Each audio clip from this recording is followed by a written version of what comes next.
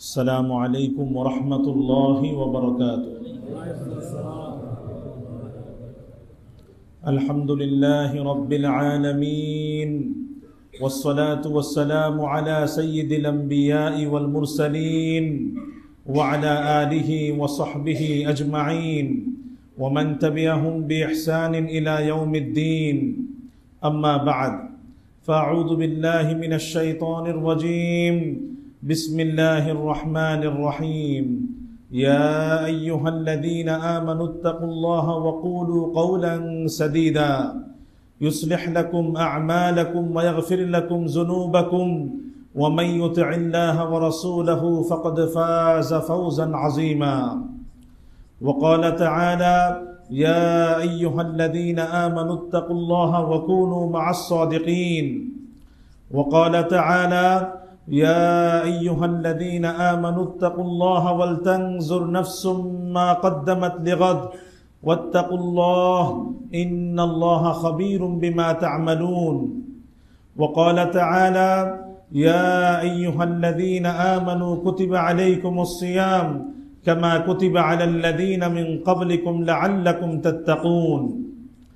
وقال رسول الله صلى الله عليه وسلم: لا يؤمن أحدكم حتى أكون أحب إليه من والده وولده والناس أجمعين. وقال عليه الصلاة والسلام: الصيام والقرآن يشفعان للعبد فيقول الصيام: أي ربه إني منعته الطعام بالنهار فشفعني فيه. ويقول القرآن: أي رب إني منعته النوم بالليل فشفعني فيه، فيشفعان. وقال عليه الصلاة والسلام: اللهم إني أسألك علما نافعا ورزقا طيبا وعملا متقبلا. وقال عليه الصلاة والسلام: اللهم إني أعوذ بك من علم لا ينفع ومن قلب لا يخشع ومن نفس لا تشبع ومن دعوة لا يستجاب لها، أو كما قال عليه الصلاة والسلام. আলহামদুলিল্লাহ, আল্লাহ তাআলার শুকর, আল্লাহ তাআলার মেহেরবানি যে আল্লাহ তাআলা আমাদেরকে পবিত্র রমজানুল মুবারকে রোজা রাখা অবস্থায়, সিয়াম পালনরত অবস্থায় পবিত্র জুমার দিন জুমার নামাজ আদায় করার উদ্দেশ্যে যে সকল জুমার দিনের সুন্নত ও আদাব আছে এগুলো পালন করে আগে আগে মসজিদে হাজির হওয়ার তৌফিক দান করেছেন। আলহামদুলিল্লাহ। জুমার দিনের সকল সুন্নত ও আদাব পালন করে আগে আগে মসজিদে হাজির হওয়া, উপস্থিত হওয়া, এটা বহুত বড় সাআদাত, বহুত বড় সৌভাগ্যের বিষয়, বহুত বড় ফজিলত এবং বহুত বড় মর্যাদার বিষয়।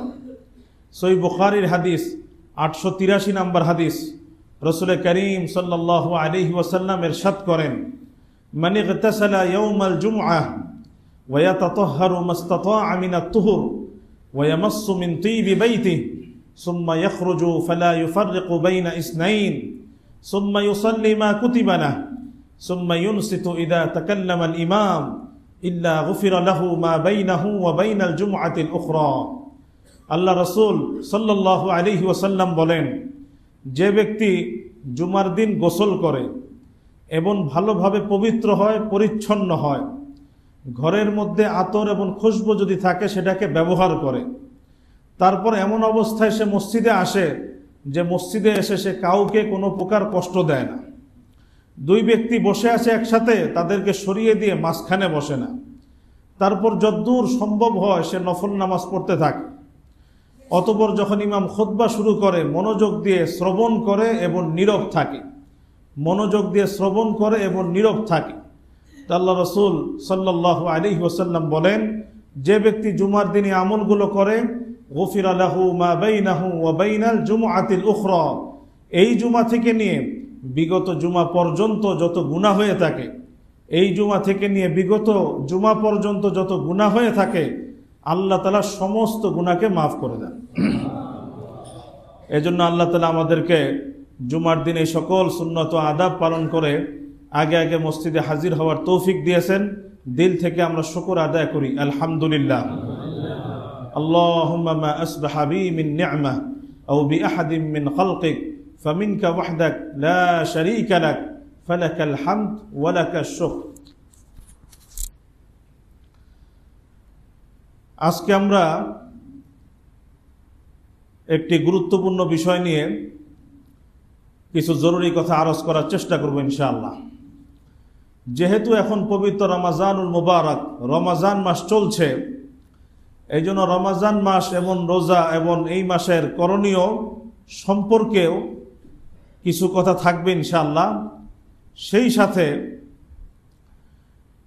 আমরা প্রত্যেকেই অবগত আছি যে আমাদের দেশে অত্যন্ত দুঃখজনক, বেদনাদায়ক একটা ঘটনা ঘটেছে মাগুরাতে, যেটা আমাদের পুরা দেশের মধ্যে এক ধরনের চাঞ্চল্যকর পরিস্থিতি সৃষ্টি করেছে। আমরা প্রত্যেকে অবগত আছি।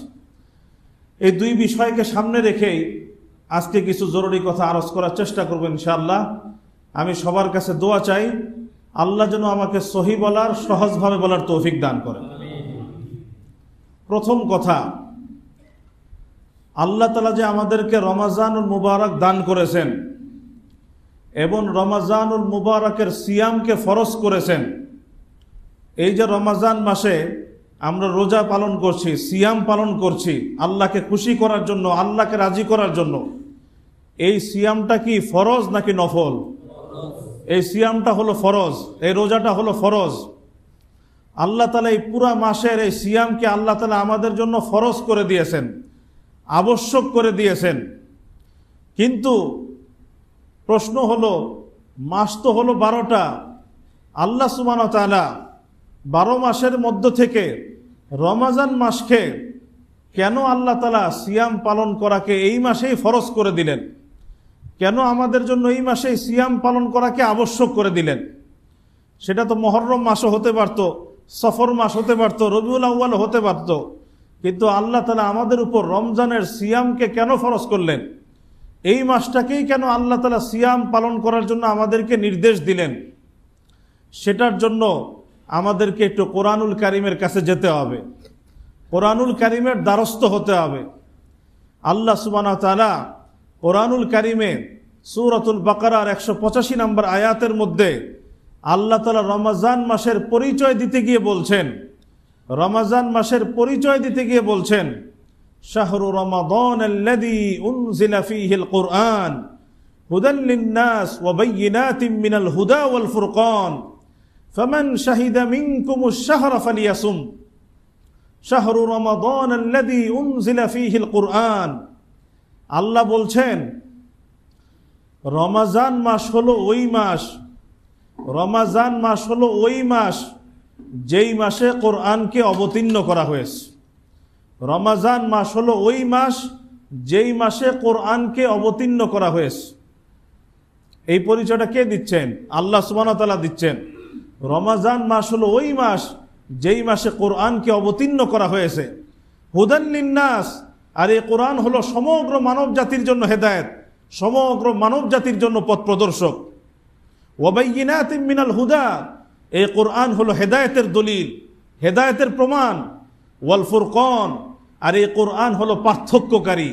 কোরআন পার্থক্য করে দেয়, ঈমান কুফরের মাঝে পার্থক্য করে দেয়, তাওহীদ শিরকের মাঝে পার্থক্য করে দেয়, হক এবং বাতিলের মাঝে পার্থক্য করে দেয়, সত্য মিথ্যার মাঝে পার্থক্য করে দেয়, হেদায়েত গোমরাহির মাঝে পার্থক্য করে দেয়, আলো এবং অন্ধকারের মাঝে পার্থক্য করে দেয় এই কোরআনুল কারীম। আল্লাহ বলছেন, ফামান শাহিদা মিনকুমুশ শাহরা ফালিয়াসুম, সুতরাং তোমাদের মধ্যে যারাই এই মাস পাবে তারা যেন এই মাসে সিয়াম পালন করে। সুতরাং তোমাদের মধ্যে যারাই এই মাস পাবে তারা যেন এই মাসে সিয়াম পালন করে, রোজা রাখে। তো আল্লাহ সুবহানাহু ওয়া তাআলা কোরআনুল কারীমে বলছেন যে রমজান হলো ওই মাস যেই মাসে কোরআনকে অবতীর্ণ করা হয়েছে। সুতরাং যখনই এই মাস পাবে তখন এই মাসে সিয়াম পালন করবে। তো আমাদেরকে আল্লাহ তাআলা যে রমজান মাসে এই সিয়াম আমাদের উপর ফরজ করলেন, রমজান মাসে যে রোজা রাখার হুকুম করলেন, এই হুকুমটা এই জন্য করেছেন কারণ এই মাসে আমরা কোরআনের নিয়ামত পেয়েছি, কোরআনের নিয়ামত পেয়েছি। এই জন্য যেহেতু এই মাসে কোরআনের নিয়ামত পেয়েছো, এই জন্য এই মাসে সিয়াম পালন করো, এই মাসে রোজা রাখো। তো আমাদের এই সিয়াম পালন, রোজা রাখাটা মূলত হলো কোরআনের নিয়ামতের শুকরিয়া আদায় করা। কোরআনের নিয়ামতের শুকরিয়া আদায় করা, যে এই মাসেই কোরআনের মতো হুদান লিন্নাস, ফুরকান, বাইয়িনাত আমরা এই মাসে পেয়েছি।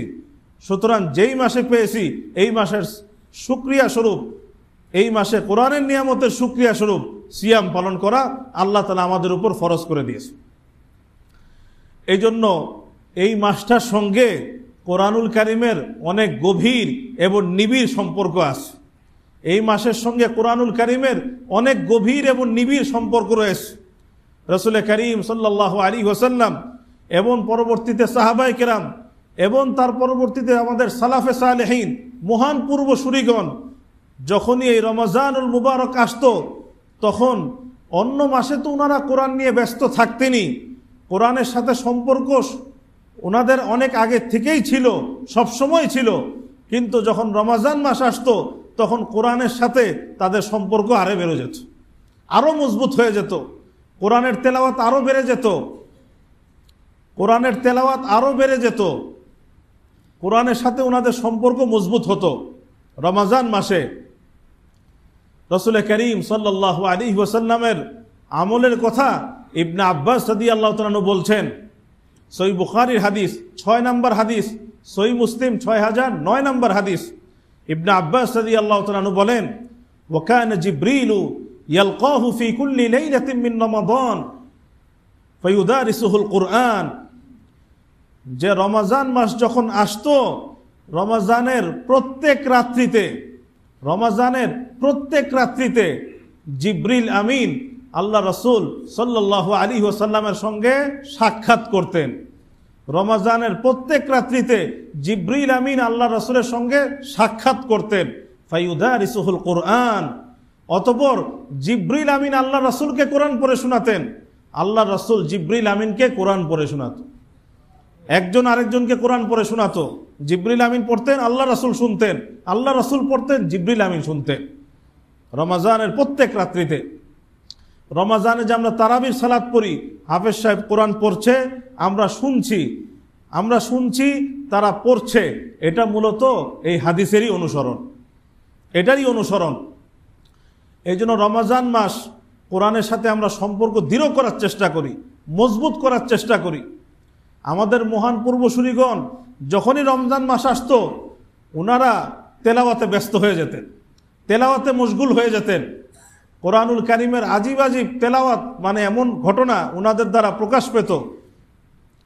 বিখ্যাত হাদিসের ইমাম বুখারী রহমতুল্লাহ আলাই তারিখে বাগদাদ খণ্ড 2 পৃষ্ঠা 12 ওনার ঘটনা আছে। ইমাম বুখারী রাহিমাহুল্লাহ প্রত্যেক দিন রমজান যখন শুরু হতো, উনি ওনার ছাত্রদেরকে নিয়ে উনি তারাবিতে কোরআন পড়তেন, প্রত্যেক রাকাতে 20 আয়াত করে পড়তেন এবং এইভাবে কোরআনুল কারীমকে খতম করতেন। তারপর আবার তাহাজ্জুদে উনি আবার নামাজে দাঁড়াতেন এবং তাহাজ্জুদে দৈনিক প্রতি 3 দিনে উনি কোরআনুল কারীম খতম করতেন, প্রতি 3 দিনে কোরআনুল কারীম তাহাজ্জুদে খতম করতেন। আবার দৈনিক রমজানের প্রত্যেক দিন উনি সাহারির পর থেকে কোরআনুল কারীম পড়া শুরু করতেন, ইফতারির সময় আরেকটা খতম করতেন। ইমাম বুখারী রহমতুল্লাহ আলাইহি সারা দিন এবং রাত কোরআনুল কারীম নিয়ে ওনারা ব্যতিব্যস্ত হয়ে যেতেন। এটা শুধু আমি একটা ঘটনা বললাম, আমাদের বেশিরভাগ সালাফে সালেহিন, সাহাবায়ে কেরামের জীবনে এমনই ছিল। এই জন্য এই পবিত্র রমজান মাস, এটা কোরআনের মাস। এই মাসে আমরা কোরআনের নিয়ামত পেয়েছি, কোরআনের নিয়ামত এই মাসেই আমরা পেয়েছি।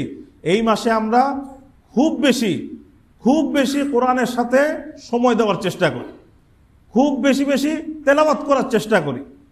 এই মাসে খুব বেশি তেলাওয়াত করার চেষ্টা করি এবং সারা জীবনের জন্য প্রতিজ্ঞা করি যে মৃত্যু পর্যন্ত আমরা সবাই কোরআনের সাথে লেগে থাকবো ইনশাআল্লাহ। আল্লাহ আমাদের সবাইকে তৌফিক দান করেন। বিশেষ করে কোরআনুল কারীমের ক্ষেত্রে 2টা কথা মনে রাখবো। প্রথম কথা, কোরআনুল কারীম যে আমি তেলাওয়াত করব, আমি পড়ব, আমার তেলাওয়াতটা সহি হইতে হবে। তেলাওয়াতটা কি হইতে হবে? সহি হইতে হবে। তেলাওয়াতটা বিশুদ্ধ হতে হবে। আমি পড়লাম, আমার তেলাওয়াতের মধ্যে বিশুদ্ধতা নাই, এটার চেয়ে বড় দুঃখজনক বিষয় কিছু হতে পারে না। কারণ কোরআনুল কারীম সহিভাবে তেলাওয়াত করা এটা কোরআনুল কারীমের অনেক বড় হক, অনেক বড় হক। যে ব্যক্তি কোরআনুল কারীম তেলাওয়াত বিশুদ্ধ করে না, তার দ্বারা বড় বড় 4টা গুনাহ হয়ে যায় তার অজান্তেই। 1 নাম্বার বড় গুনাহ হলো আল্লাহর কালামের হক নষ্ট হয়, কোরআনের হক নষ্ট করার গুনাহ হয়। দ্বিতীয়ত, যখন সে অশুদ্ধ তেলাওয়াত করে তখন শব্দের মধ্যে বিকৃতি ঘটে, বিকৃতির কারণে অর্থের মধ্যেও বিকৃতি ঘটে, দ্বিতীয় গুনাহ। তৃতীয় গুনাহ হলো আল্লাহর উপর মিথ্যা আরোপ করার গুনাহ হয়। যখন অর্থের বিকৃতি হয় তখন এমন কথা আল্লাহর নামে বলা হয় যেটা আল্লাহ বলে নাই। যেমন সহজ একটা উদাহরণ আমি প্রায় দেই, আমরা নামাজে একটা সূরা সবাই পড়ি, সবাই জানি, সূরাতুল ইখলাস, কুল হুয়াল্লাহু আহাদ। হে নবী আপনি বলুন আল্লাহ এক, হে নবী আপনি বলুন আল্লাহ এক, আপনি বলুন কুল। কফ শব্দ এসেছে, কফ। এই কফের কোনো বাংলা প্রতিশব্দ নাই। কাফের বাংলা ক বলা হয়, কিন্তু কফের কোনো বাংলার প্রতিশব্দ নাই। এখন আমি বাংলা উচ্চারণ যদি দেখি তাহলে দেখা যাবে সেখানে লেখা আছে ক, তা আমি পড়বো কুল হুয়াল্লাহ, কুল হুয়াল্লাহু আহাদ। শব্দ হলো কুল হুয়াল্লাহু আহাদ। কুল হুয়াল্লাহু আহাদ মানে হে নবী আপনি বলুন আল্লাহ এক। আমি যদি বাংলা দেখে পড়ি তাহলে দেখা যাবে পড়বো কুল হুয়াল্লাহু আহাদ, অর্থ পুরো বিকৃত হয়ে যাবে। অর্থ কি হবে? হে নবী আপনি খান আল্লাহ এক। কুল মানে বলো, কুল মানে খাও। কফ দিয়ে হলো বলো, কাফ দিয়ে হলে খাও। আল্লাহ কি এখানে খেতে বলেছে না বলতে বলেছে? বলতে বলেছে। তা আমি যদি তেলাওয়াত বিশুদ্ধ না করি তাহলে শব্দের বিকৃতি ঘটবে, ফলে অর্থের বিকৃতি হবে, এবং অর্থের বিকৃতির কারণে আল্লাহর উপর মিথ্যা আরোপ করা। আর কোরআনুল কারীমে আল্লাহ বলেছেন, ওমান আযলামু মিম্মান ইফতারা আলাল্লাহি কাযিবা। ওই ব্যক্তির থেকে বড় জালেম কে আছে যে আল্লাহর উপর মিথ্যা আরোপ করে? তার থেকে বড় অপরাধী আর কে আছে? আর চতুর্থ বড় গুনাহ হলো যেটা আমরা এই যে এত কষ্ট করে নামাজ পড়ি, আল্লাহ মাফ করুক, অনেক সময় অর্থের এমন বিকৃতি ঘটবে তো দেখা যাবে আমার নামাজই নষ্ট হয়ে যাবে, আমার নামাজই হয় নাই। নামাজ ভঙ্গের কারণ আছে কি নাই? আছে। তার মধ্যে একটা কারণ এটাও আছে কি না যে নামাজের মধ্যে ভুল তেলাওয়াত, অশুদ্ধ তেলাওয়াত, যেটার দ্বারা অর্থ পরিবর্তন হয়ে যাচ্ছে। তো এরকম বড় বড় 4টা গুনাহ হয়ে যাবে যদি আমি তেলাওয়াত সহি না করি, তেলাওয়াত বিশুদ্ধ না করি। এই জন্য অতীতে করি নাই, আমাদের খেয়াল ছিল না, সেটার জন্য আল্লাহর কাছে মাফ চাই। কিন্তু এই কোরআনের মাসে আমরা সবাই আজম করি, সবাই আমরা প্রতিজ্ঞা করি যে আমরা সবাই এই মজমায় যারা আছি আমরা সবাই কোরআনুল কারীমের বিশুদ্ধ তেলাওয়াত সবাই শিখবো ইনশাআল্লাহ। সবাই শিখবো তো ইনশাআল্লাহ। কোনো লজ্জা করব না, কোরআন শেখার ক্ষেত্রে কোনো লজ্জা করব না। শেখার ক্ষেত্রে কোনো লজ্জা নাই, শেখার ক্ষেত্রে কোনো বয়স নাই, কোনো লজ্জা নাই, কোনো বয়স নাই। সবাই আমরা শিখব। যদি আমি না শিখি আমি আল্লাহকে কি জবাব দিব? আল্লাহকে কি জবাব দেবো যে আল্লাহ আমি শিখি নাই, আমি লজ্জা পেয়েছি? এই জবাব যদি দেই, এই জবাব কি গ্রহণযোগ্য হবে? এইটা কি আল্লাহর কাছে গ্রহণযোগ্য হবে? সেজন্য সবাই শিখব। আমাদের এখানে তালিমউদ্দিন একাডেমি আছে এই মসজিদে, বাদ এসা শিফট হয়। আমি নিয়ত করেছি, আমি গতকালকে রাতে নিয়ত করেছি, আল্লাহ যেন আমাকে তৌফিক দান করেন। আমি প্রত্যেক নামাজের পরে এই মসজিদে ইনশাল্লাহ, যদি কর্তৃপক্ষ সাথে কথা বলে, আমি ইনশাল্লাহ প্রতি নামাজের পরে কোরআন শেখার ব্যবস্থা করে দেবো ইনশাআল্লাহ। প্রতি নামাজের পরেই করে দেবো ইনশাআল্লাহ। তারপর যদি আপনি না শিখেন তারপর আপনার আল্লাহর কাছে জবাব দিবেন, আমি ব্যবস্থা করে দেবো ইনশাআল্লাহ। আল্লাহ আমাকে তৌফিক দান করেন। আর যদি এখানে আসতে অসুবিধা হয়, আমাদের তালিমউদ্দিনের প্রধান যে শাখা, এই যে মসজিদুল আমানের পশ্চিমের যে গলি, হাইপিরিয়নের পশ্চিমে যে গলি, অভিযাত্রিক স্কুলের পাশেই তালিমউদ্দিন একাডেমি। সকাল দুপুর সন্ধ্যা রাত যেই সময় সুবিধা আপনারা আসেন, আপনাদের জন্য কোরআন শেখার ব্যবস্থা থাকবে। অনেক মানুষ পড়ে। আমি সবাইকে দাওয়াত দিলাম, এখানে নয় ওখানে, কিন্তু অবশ্যই কোরআনের মাসে সবাই নিয়ত করি, প্রতিজ্ঞা করি, আমরা সবাই কোরআনের তেলাওয়াত বিশুদ্ধভাবে করার চেষ্টা করবো ইনশাআল্লাহ। আর এটার জন্য আমাদেরকে সময় দিতে হবে। আল্লাহ আমাদের সবাইকে আমল করার তৌফিক দান করেন। দ্বিতীয় কথা, কোরআনের ক্ষেত্রে কোরআনুল কারীম আল্লাহ সুবহানাহু ওয়া তাআলা বলেছেন হুদান লিন্নাস। এই কোরআন হলো সমগ্র মানব জাতির জন্য হেদায়েত, সমগ্র মানব জাতির জন্য পথ প্রদর্শক। এই কোরআন সমগ্র মানব জাতির জন্য আলো। এই জন্য আমাদেরকে কোরআনুল কারীম তেলাওয়াত তো করবই বিশুদ্ধভাবে, এটা তো শিখতেই হবে। সাথে সাথে কোরআন থেকে আমাদেরকে হেদায়েত নিতে হবে। কোরআন থেকে আমাদেরকে আলো গ্রহণ করতে হবে, কোরআন থেকে আমাদেরকে পাথেও নিতে হবে, কোরআন থেকে আমাদেরকে শিখতে হবে যে আমাদের জীবনযাপনের ধারাটা কেমন হওয়া উচিত, আমাদের ব্যক্তিগত জীবন কেমন হওয়া উচিত, পারিবারিক জীবন কেমন হওয়া উচিত, সামাজিক জীবন কেমন হওয়া উচিত, অর্থনৈতিক জীবন কেমন হওয়া উচিত, রাষ্ট্রীয় জীবন কেমন হওয়া উচিত। এই কোরআন থেকে আমাদের হেদায়েত নিতে হবে, কোরআন থেকে আমাদের পাথেও নিতে হবে।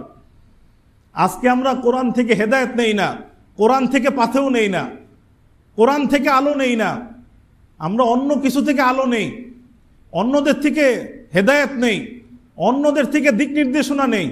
এটার মাধ্যমে আমাদের সামাজিক, অর্থনৈতিক, পারিবারিক, রাষ্ট্রীয় জীবন সবকিছু পরিচালিত করছি। ফলে অন্ধকার ছাড়া আর কিছু নাই, অন্ধকার ছাড়া আর কিছু নাই।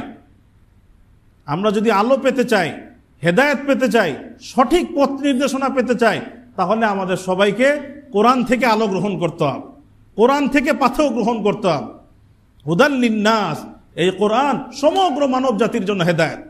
আমাদের জীবনের এমন কোনো অঙ্গন নাই যেই অঙ্গনের জন্য কোরআন আমাদেরকে হেদায়েত দেয় নাই, কোরআন আমাদেরকে দিক নির্দেশনা দেয় নাই। সমস্যা হলো আমরা কোরআন থেকে নেই না, কোরআন থেকে আমরা নিতে প্রস্তুত নই, বা নিতে প্রস্তুত কিন্তু যেটা আমার মনোপুত সেটা নিতে প্রস্তুত, যেটা আমার মনোপুত না সেটা নিতে প্রস্তুত না। কোরআন থেকে আমাদের আলো পাথেও হেদায়েত নিতে হবে। আল্লাহ আমাদের সবাইকে কোরআন থেকে হেদায়েত নেওয়ার, কোরআন থেকে আলো নেওয়ার, পাথেও নেওয়ার তৌফিক দান করে। এই যে আমাদের সমাজে এখন যে চিত্র আমরা দেখছি, অপরাধ বেড়ে গেছে, খুন রাহাজানি বেড়ে গেছে, ধর্ষণ বেড়ে গেছে। এই যে মাগুরার যে ঘটনা ঘটলো, পুরা দেশবাসীকে নাড়িয়ে দিয়েছে, পুরা দেশবাসীকে নাড়িয়ে দিয়েছে। কিন্তু এই ঘটনা তো ঘটতেই আসে, সমাজ থেকে তো বন্ধ হচ্ছে না, বহুত আগের থেকেই ঘটছে এগুলো। এটা বেশি ন্যাক্কারজনক ছিল বিধায় আমাদের বিবেককে নাড়িয়ে দিয়েছে। কিন্তু এই সমস্ত ঘটনা কি একটাই ঘটলো না? ঘটতেই থাকে, ঘটতেই থাকে। জরিপ আসছে যে বছরে কয়টা হয়েছে, মাসে কয়টা হয়েছে, এগুলো আসতেই আসে। কোন এলাকায় কয়টা হয়েছে, আসতেই আসে। এই যে অপরাধ, খুন, ধর্ষণ, রাহাজানি আমাদের সমাজে বেড়ে গেছে, এটা যে বন্ধ করতে চাই, এটা আমরা সবাই বন্ধ করতে চাই কি চাই না? সবাই বন্ধ করতে চাই যে আমাদের সমাজ থেকে এটা বন্ধ হোক। কিভাবে বন্ধ হবে? এটা যদি বন্ধ করতে চাই তাহলে কোরআন থেকে আলো নিতে হবে, কোরআন থেকে নূর নিতে হবে, কোরআন থেকে পাথর নিতে হবে, কোরআন থেকে হেদায়েত নিতে হবে যে কোরআন আমাদেরকে কি বলেছে। যদি আমরা চাই এসব বন্ধ হোক, তাহলে আমাদেরকে দুই জায়গায় সংস্কার করতে হবে, দুই জায়গায়, এবং সেটা কোরআনের আলোকে, হাদিসের আলোকে সংস্কার করতে হবে। দুই জায়গায় সংস্কার করতে হবে যদি আমরা চাই এটা বন্ধ করতে। আর না চাইলে তো ঠিক আছে। যদি আমরা চাই এই জিনিসগুলো আমাদের সমাজ থেকে বন্ধ হোক, দুই জায়গায় সংস্কার করতে হবে। এক নাম্বার শিক্ষা ব্যবস্থার মধ্যে সংস্কার করতে হবে, দুই নাম্বার বিচার ব্যবস্থার মধ্যে সংস্কার করতে হবে। এক নাম্বার শিক্ষা ব্যবস্থার মধ্যে সংস্কার, দুই নাম্বার বিচার ব্যবস্থার মধ্যে সংস্কার। শিক্ষা ব্যবস্থার সংস্কার মানে আমরা আজকে সব কিছুই শিখি, আমাদের সন্তানদেরকে সব কিছুই শিখাই, আমরা সব কিছু তাদেরকে শিখাচ্ছি, কিন্তু একটা জিনিস তাদেরকে শিখাচ্ছি না। একটা জিনিস তাদেরকে পারিবারিকভাবেও শিক্ষা দেওয়া হচ্ছে না, প্রাতিষ্ঠানিকভাবেও শিক্ষা দেওয়া হচ্ছে না। সেটা হলো তাকওয়া। সেটা হলো কি? তাকওয়া। সেটা হলো আল্লাহর ভয়। আল্লাহর ভয়, এটা শিক্ষা দেওয়া হচ্ছে না। যে দেখো, তুমি দুনিয়াতে যেখানে যাও, যেখানে থাকো না কেন, তুমি যা কিছু করছো, কেউ যদি নাও দেখে, কোনো পুলিশ ডিপার্টমেন্ট, গোয়েন্দা বিভাগ যদি নাও দেখে, একজন ঠিকই দেখছেন। তিনি কে? তিনি হলেন আল্লাহ। তিনি আল্লাহ, তিনি কিন্তু সব দেখছেন। ইন্নাল্লাহ সামিউন বাসীর। আল্লাহ সব কিছু শুনেন, সব কিছু দেখেন। যদি এখানে তুমি পার পেয়েও যাও, এখানে যদি তোমার বিচার কেউ নাও করে, তুমি কিন্তু তার আদালত থেকে পার পাবে না। তার কাছে তোমাকে ধৃত হতেই হবে, তার কাছে তোমাকে গ্রেফতার হতেই হবে। এই তাকওয়া, আল্লাহর ভয়। রাসূল করিম সাল্লাল্লাহু আলাইহি ওয়াসাল্লাম যে আরবের মাটিতে জাহিলিয়াত, আইয়ামে জাহিলিয়াত বলি, খুন, রাহাজানি, ধর্ষণ কি না ছিল না, সব ছিল। আল্লাহ রাসূল সাল্লাল্লাহু আলাইহি ওয়াসাল্লাম সেই শিকড় উপড়ে ফেলেছিলেন, সব কিছু বিলুপ্ত করেছিলেন।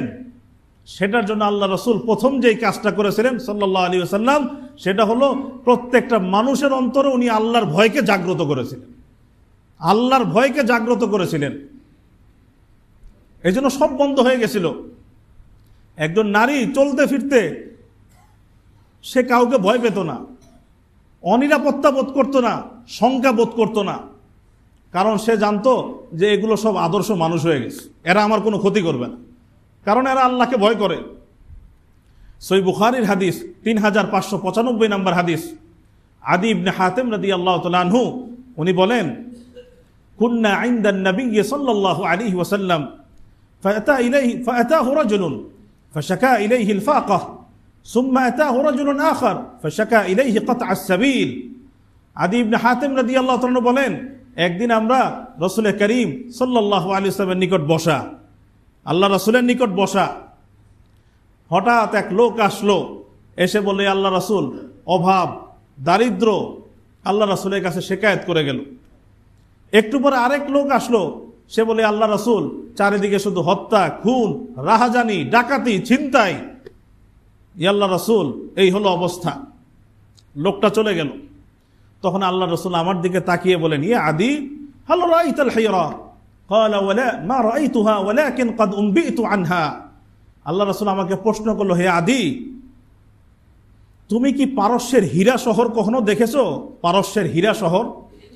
তা আমি বললাম, আল্লাহ রাসূল আমি দেখি নাই, তবে এরকম যে একটা শহর আছে এটা আমি জানি, এটার খবর আমি পেয়েছি। তো আল্লাহ রাসূল তখন আমাকে বললেন, ইয়া আদি ইন তালাত বিকা হায়াত লাতারায়ান্না আয-যাঈনা তারতাহিলু মিনাল হিরা হাত্তা তাতুফা বিল বাইত ওয়া লা তাখাফু আহাদান ইল্লাল্লাহ। হে আদি, আল্লাহ যদি তোমাকে দীর্ঘ হায়াত দেয়, আল্লাহ যদি তোমাকে লম্বা হায়াত দেয়, তাহলে অচিরেই তুমি দেখতে পাবে সেই পারস্যের হীরা শহর থেকে একটা মেয়ে উটের উপর সোয়ার হয়ে এই পুরা পথ পাড়ি দিয়ে সে মক্কায় আসবে, আল্লাহর ঘর তোয়াফ করবে, ওয়ালা তাখাফু আহাদান ইল্লাল্লাহ, কিন্তু তার অন্তরে একমাত্র আল্লাহর ভয় থাকবে, আর কারো কোনো ভয় থাকবে না, কারো কোনো ভয় থাকবে না। তা আদি ইবনে হাতেম বলছে যে আমি মনে মনে চিন্তা করি, এইমাত্র এক লোক এসে বললো ওখানে হত্যা, ওখানে ধর্ষণ, ওখানে ডাকাতি, এখানে রাহাজানি, কি বললো আল্লাহ রাসূল? মানে উনি বলছে যে আমার কাছে একটু কেমন কেমন লাগছিল। এরপরে আল্লাহ রাসূল ইন্তেকাল করলেন, আবু বকর সিদ্দিক রাদিয়াল্লাহু খলিফা হলেন, উনি ইন্তেকাল করলেন, ওমর ইবনুল খাত্তাব রাদিয়াল্লাহু তাআলা খলিফা হলেন। সেই সময়ের কথা আদি ইবনে হাতেম বলেন, ফারাইতু আয-যাঈনা তারতাহিলু মিনাল হিরা হাত্তা তাতুফা বিল বাইত ওয়া লা তাখাফু আহাদান ইল্লাল্লাহ। হঠাৎ একদিন আমি দেখলাম উটের উপর সোয়ার হয়ে এক নারী আসছে, মক্কায় আসছে। তো আমি তাকে জিজ্ঞাসা করলাম, তুমি কোত্থেকে এসেছো? বলে, আমি পারস্যের হীরা শহর থেকে এসেছি। তো বলছে, তুমি সেই পারস্যের হীরা শহর থেকে মক্কায় এত পথ একাই পাড়ি দিয়ে এসেছো? বলছে, আমি একাই পাড়ি দিয়ে এসেছি। ওয়ালা তাখাফু আহাদান ইল্লাল্লাহ, আমার অন্তরে একমাত্র আল্লাহর ভয় ছিল, আর কারো কোনো ভয় ছিল না। কেউ আমার কোনো ক্ষতি করেনি, কেউ আমার দিকে চোখ তুলেও তাকায় নাই, কেউ আমার ইজ্জত আবরুর উপর হামলা করে নাই। কিভাবে সম্ভব হয়েছিল? এইভাবে সম্ভব হয়েছিল রাসূল করিম সাল্লাল্লাহু আলাইহি ওয়াসাল্লাম ওই যে তাকওয়া সবার অন্তরে আল্লাহর ভয় পয়দা করে দিয়েছে, আল্লাহর ভয় পয়দা করে দিয়েছিলেন। ওই আল্লাহর ভয় পয়দা হওয়ার কারণেই সমাজ থেকে এই যে যত ধরনের খুন খারাপি, হত্যা, অপরাধ, দুর্নীতি, ধোঁকা, প্রতারণা, এগুলো থেকে মানুষ পবিত্র হয়ে গেছে। যে আমি যদি এখানে করি, এখানে নাও দেখলে একজন ঠিকই দেখছেন, তিনি কে? তিনি আল্লাহ, তিনি দেখছেন, তিনি কিন্তু আমার বিচার করবেন। যদি এখানে কেউ আমার বিচার নাও করে, তিনি আমার বিচার করবেন। এই আল্লাহর ভয় উনি পয়দা করেছে। এই জন্য প্রথম আমরা যদি চাই এগুলা দূর হোক, তাহলে আমাদের কোরআন থেকে আলো নিতে হবে, হাদিস থেকে আলো নিতে হবে। লাআল্লাকুম তাত্তাকুন, সিয়ামের মাকসাদই হলো যাতে আমাদের মধ্যে আল্লাহর ভয় পয়দা হয়, তাকওয়া পয়দা হয়। এই জন্য শিক্ষা ব্যবস্থার মধ্যে প্রথম যে সংস্কার আনতে হবে, পারিবারিকভাবে এবং প্রাতিষ্ঠানিকভাবে তাকওয়ার চর্চা, আল্লাহ ভীতি, এটার চর্চা বাড়াতে হবে। কিভাবে আমাদের নতুন প্রজন্মের মধ্যে আল্লাহর ভয় পয়দা হয়, এটা বাড়াতে হবে। তাহলে আমরা পারিবারিক এবং প্রাতিষ্ঠানিকভাবে সবাই প্রতিজ্ঞা করি, আমাদের নতুন প্রজন্মের মধ্যে যেন আল্লাহর ভয় পয়দা হয়, এটার জন্য আমরা সকল ব্যবস্থাই গ্রহণ করব ইনশাআল্লাহ। আল্লাহ আমাদের সবাইকে তৌফিক দান করেন। দ্বিতীয় যেই কাজ, যদি আমরা চাই এগুলো বন্ধ হোক, তাহলে বিচার ব্যবস্থার মধ্যে সংস্কার করতে হবে, এবং সেটার জন্য কোরআন থেকে আলো নিতে হবে, হাদিস থেকে আলো নিতে হবে, কোরআন থেকে নূর এবং পাথর নিতে হবে, যে আমাদের বিচার ব্যবস্থায় কোন কোন জায়গায় দুর্বলতা আছে। সেই দুর্বলতাগুলো দূর করা, সেই দুর্বলতাগুলোকে দূর করা। আমরা একবার দূর করেই দেখি, কোরআনের আলোকে একবার বিচার ব্যবস্থা সংস্কার করেই দেখি, ইনশাআল্লাহ সমস্ত অপরাধ নির্মূল হয়ে যাবে, ইনশাআল্লাহ সব বিলুপ্ত হয়ে যাবে ইনশাআল্লাহ। এই ইয়াকিন আল্লাহর উপর রাখি, এই ইয়াকিন আল্লাহর উপর রাখি। কোরআন আমাদেরকে যেটা শিখিয়েছে, যখন সমাজে সমস্ত ফৌজদারি অপরাধ ঘটে, ফৌজদারি অপরাধ যখন ঘটে, হত্যা করলো, খুন করলো, ধর্ষণ করলো, এগুলো যখন ঘটে এবং সেটা যখন প্রমাণিত হবে, তখন কোরআনুল কারীম আমাদেরকে রাহবারি দিয়েছে, পথ নির্দেশনা দিয়েছে। দুইটা পথ নির্দেশনা বিশেষভাবে দিয়েছে। এক নম্বর, এই ফৌজদারি অপরাধ যখন ঘটবে, এইটার দণ্ডবিধি তোমরা কার্যকর করো, এইভাবে করো, এবং সেটা যেন প্রকাশ্যে হয়, প্রকাশ্যে প্রকাশ্যে হয়। সূরাতুল বাকারা 178 নম্বর আয়াত, 179 নম্বর আয়াত, আল্লাহ বলছেন, ইয়া আইয়ুহাল্লাযীনা আমানু কুতিবা আলাইকুমুল কিসাসু ফিল কতলা, হে ঈমানদারগণ, যাদেরকে হত্যা করা হয় তাদের বিষয়ে তোমাদের উপর কিসাসকে ফরজ করা হয়েছে। কিসাস, একজন একজনকে হত্যা করেছে, তাকেও হত্যা করতে হবে, কিন্তু হত্যা করতে হবে সে গোপন কুঠরিতে না, প্রকাশ্যে সবাই যেন দেখে, সেও শাস্তি পাবে, সাথে পুরো অপরাধ জগৎ সতর্ক হয়ে যাবে, প্রকম্পিত হয়ে যাবে। আল্লাহ বলেছেন 179 নম্বর আয়াত, ওয়ালাকুম ফিল কিসাসি হায়াত ইয়া উলিল আলবাব লাআল্লাকুম তাত্তাকুন, হে জ্ঞানীগণ শুনো, এই কিসাসের মধ্যেই তোমাদের জন্য হায়াত রয়েছে, তোমাদের জন্য জীবন রয়েছে। তোমরা একটা কিসাস আদায় করো, দেখবা আরো হাজার লাখো মানুষের জীবন রক্ষা হয়ে যাবে। আল্লাহ বলছেন, কত সুন্দর অলংকার ভঙ্গি, ওয়ালাকুম ফিল কিসাসি হায়াত ইয়া উলিল আলবাব। যারা আরবি জানি তারা বুঝতে পারবো এখানে কি অলংকার প্রকাশ ঘটেছে। তোমাদের জন্য কিসাসের মধ্যে হায়াত রয়েছে, হে জ্ঞানীগণ, লাআল্লাকুম তাত্তাকুন, যাতে তোমরা মুত্তাকি হতে পারো। আল্লাহ সূরাতুন নূরের 2 নম্বর আয়াতে বলেছেন, ওয়ালিয়াশহাদ আযাবাহুমা তাঈফাতুম মিনাল মুমিনিন, তাদের শাস্তি যেন মুমিনদের এক জামাত সরাসরি প্রত্যক্ষ করে, তাদের শাস্তি যেন মুমিনদের এক জামাত সরাসরি প্রত্যক্ষ করে। আমার কথা বলছি না। তো 1 নম্বর প্রকাশ্যে শাস্তি, আর দ্বিতীয় হলো দ্রুত শাস্তি, দ্রুত বিচার।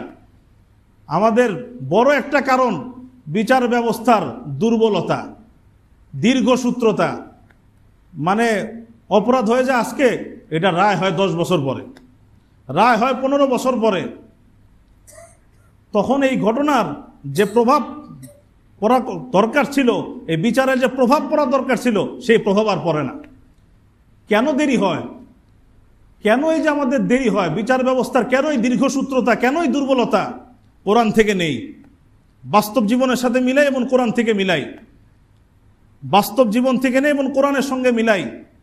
দেখা যায় আমাদের দেশে বিচার ব্যবস্থার এই দীর্ঘসূত্রতার বড় একটা কারণ হলো যে আমাদের দেশে যারা চিহ্নিত দাগী আসামি, তাদের পক্ষেও কিছু উকিল দাঁড়িয়ে যায়, তাদের পক্ষেও কিছু আইনজীবী দাঁড়িয়ে যায়, তাদের পক্ষে ওকালতি করতে থাকে।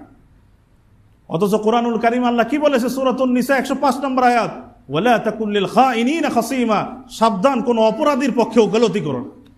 সমস্ত উকিল আইনজীবীরা যদি সিদ্ধান্ত নিত যে চিহ্নিত দাগী আসামি, যার অপরাধ স্পষ্ট, আমরা তার পক্ষে দাঁড়াবো না, তার পক্ষে কেউ ওকালতি করবো না, তাহলে এত লম্বা সময় লাগে না বিচার হচ্ছে, এত লম্বা সময় লাগে না।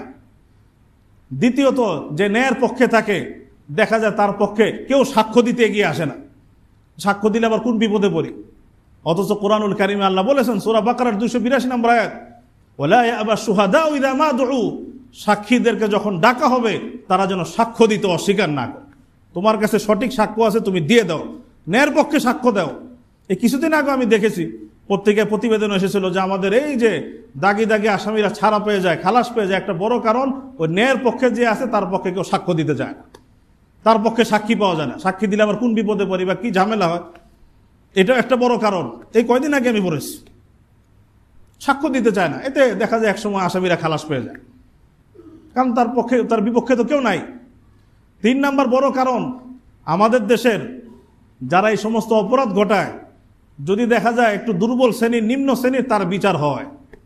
কিন্তু যদি দেখা যায় যে সে অমুক দলের লোক, অমুক প্রভাবশালী সন্তান, অমুকের সাথে তার সম্পর্ক আছে, তখন দেখা যায় কোনো না কোনোভাবে এটার বিচারকে এড়িয়ে চলার চেষ্টা করা হয়, তাকে শাস্তি থেকে রক্ষা করার চেষ্টা করা হয়। এই ঘটনা আমাদের সমাজে ঘটে। রাসূল করিম সাল্লাল্লাহু আলাইহি ওয়াসাল্লাম ইরশাদ করেন, সহিহ বুখারীর 3565 নম্বর হাদিস, রাসূল করিম সাল্লাল্লাহু আলাইহি ওয়াসাল্লামের যুগে একবার একজনের শাস্তি নির্ধারিত হয়েছে, কিন্তু তার শাস্তি দেওয়ার ক্ষেত্রে লোকজন বলছিল এই অমুকের সন্তান, অমুক গোত্রের লোক। আল্লাহ রাসূল তখন একটা কথাই বললেন, ইন্নামা কানা আহলাকাল্লাযীনা কানু ক্বাবলাকুম ইযা সারাকা ফীহিম শরীফ তারাকুহু ওয়া ইযা সারাকা ফীহিম আদ-দাঈফ আকামু আলাইহি হাদ।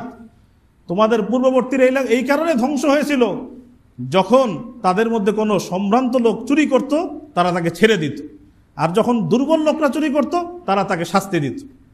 ওয়াইমুল্লাহ লাউ আন্না ফাতিমাতা বিনতে মুহাম্মদ সারাকাত লাকাতাতু ইয়াদাহা, আল্লাহর কসম যদি মুহাম্মদের কন্যা ফাতেমাও যদি চুরি করত আমি তারও হাত কেটে দিতাম।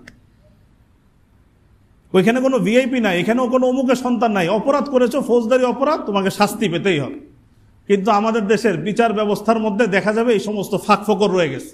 এই জন্য দীর্ঘসূত্রতা তৈরি হয়, দুর্বলতা তৈরি হয়, আর আসামিরা ছাড়া পেয়ে যায়, আর অপরাধীদের অপরাধ করার সাহস বেড়ে যায়। তাহলে দুইটা কথা বলা হলো, এক নম্বর শিক্ষা ব্যবস্থা সংস্কার, সবার মধ্যে যখন আল্লাহর ভয় পয়দা হবে, আর দ্বিতীয়ত যখন আমরা কোরআনের আলোকে আমাদের বিচার ব্যবস্থা সংস্কার করব, তখন দেখা যাবে যথাযথ বিচার হবে, দ্রুত শাস্তি হবে, প্রকাশ্যে শাস্তি হবে। আশা করি ইনশাআল্লাহ তখন এই সমস্ত অপরাধ, খুন, হত্যা, ধর্ষণ, রাহাজানি যেগুলো আছে সমাজ থেকে বন্ধ হয়ে যাবে ইনশাআল্লাহ। এই জন্য আমরা সবাই এই কোরআনের মাসে প্রতিজ্ঞা করি, ব্যক্তিগত জীবন থেকে নিয়ে